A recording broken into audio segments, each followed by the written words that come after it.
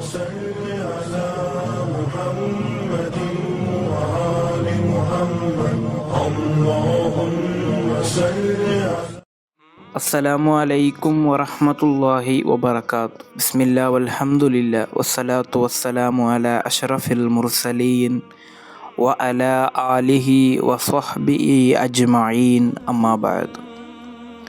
ಹೊಸ ಬಟ್ಟೆಯನ್ನು ಧರಿಸಿದಂತಹ ವ್ಯಕ್ತಿಗೂ ತಲೆ ಕೂದಲು ಬಾಚಿದಂತಹ ವ್ಯಕ್ತಿಗೂ ಇಂತಹ ಶಿಕ್ಷೆಯೇ? ಇದನ್ನು ಕೇಳಿದಾಗ ನಿಮಗೆ ಅಚ್ಚರಿಯಾಗಬಹುದು. ತಲೆಬರಹವನ್ನು ಓದಿದರೂ ಕೂಡ ನಿಮಗೆ ಅಚ್ಚರಿಯಾಗಬಹುದು.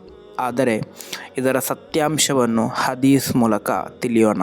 ಇಮಾಮ್ ಬುಖಾರಿ ಹಾಗೂ ಮುಸ್ಲಿಂ ರಲಿಯಲ್ಲಾಹು ಅನ್ಹುಮಾರವರು ವರದಿ ಮಾಡಿದಂತಹ ಹದೀಸ್, ಅಬಿ ಹುರೈರಾ ರಲಿಯಲ್ಲಾಹು ಅನ್ಹುರವರಿಂದ ನಿವೇದನೆ. ಅನ್ನ ರಸೂಲಲ್ಲಾಹಿ ಸ್ವಲ್ಲಲ್ಲಾಹು ಅಲೈಹಿ ವಸಲ್ಲಮ ಕಾಲ, ಖಂಡಿತವಾಗಿಯೂ ಪ್ರವಾದಿ ಸ್ವಲ್ಲಲ್ಲಾಹು ಅಲೈಹಿ ವಸಲ್ಲಮರು ಹೇಳುತ್ತಾರೆ, ಬೈನಮಾ ರಜುಲುನ್ ಯಂಶಿ ಫಿ ಹುಲ್ಲತಿನ್ ತುಅಜ್ಜಿಬುಹು ನಫ್ಸುಹು. ಓರ್ವ ವ್ಯಕ್ತಿ ಹೊಸ ಬಟ್ಟೆಯನ್ನು ಧರಿಸಿಕೊಂಡು ಜನರೆಲ್ಲರೂ ಕೂಡ ನೋಡಿದರೆ ಆ ಬಟ್ಟೆಯಿಂದ ಆಶ್ಚರ್ಯಪಡ್ತಾರೆ. ತಾನೂ ಕೂಡ ಅದರಿಂದ ಆಶ್ಚರ್ಯಪಡುವಂತಹ ಹೊಸ ಬಟ್ಟೆಯನ್ನು ಧರಿಸಿಕೊಂಡು ಓರ್ವ ನಡೆಯುತ್ತಾನೆ. ಅದೇ ರೀತಿ ಮುರಜ್ಜಿಲು ರಅಸಹು, ಆತನು ತಲೆ ಕೂದಲು ಕೂಡ ಬಾಚಿದ್ದಾನೆ. ಆ ರೀತಿ ಆತನು ನಡೆಯುವಾಗ ಯಖ್ತಾಲು ಫಿ ಮಶಿಯತಿಹಿ, ಖಂಡಿತವಾಗಿಯೂ ಆತನ ನಡೆತದಲ್ಲಿ ಆತನಿಗೆ ಅಹಂಕಾರ ಇದೆ.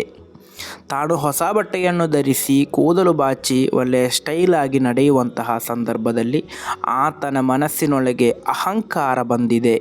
ಹಾಗಾದರೆ ಇದು ಖಸಫಲ್ಲಾಹು ಬಿಹಿ ವಹುವ ಯತಜಲ್ಜಲು ಫಿಲ್ ಅರ್ಲಿ ಇಲಾ ಯೌಮಿಲ್ ಕಿಯಾಮ. ಅಂತ್ಯ ದಿನದವರೆಗೂ ಆತನನ್ನು ಅಲ್ಲಾಹನು ಭೂಮಿಯ ಕೆಳಗೆ ಇರಿಸುತ್ತಾ ಹೋಗ್ತಾನೆ.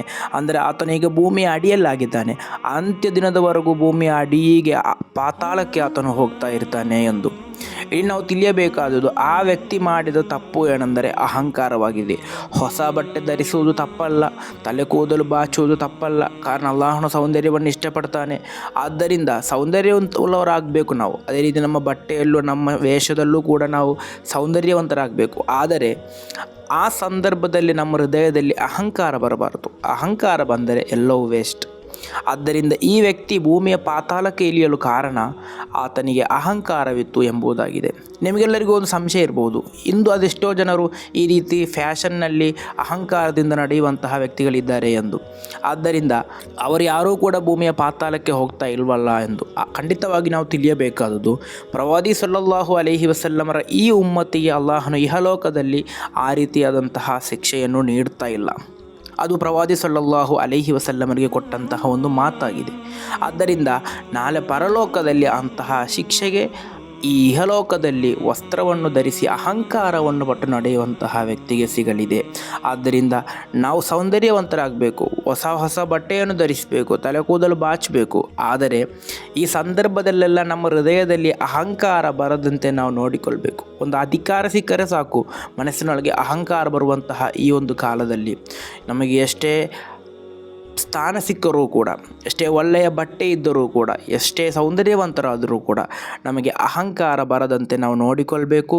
ಅಲ್ಲಾಹ್ ನಮ್ಮನ್ನು ಸಂರಕ್ಷಿಸಲಿ. ಅಸ್ಸಲಾಮು ಅಲೈಕುಂ ವರಹಮತುಲ್ಲಾಹಿ ವಬರಕಾತು.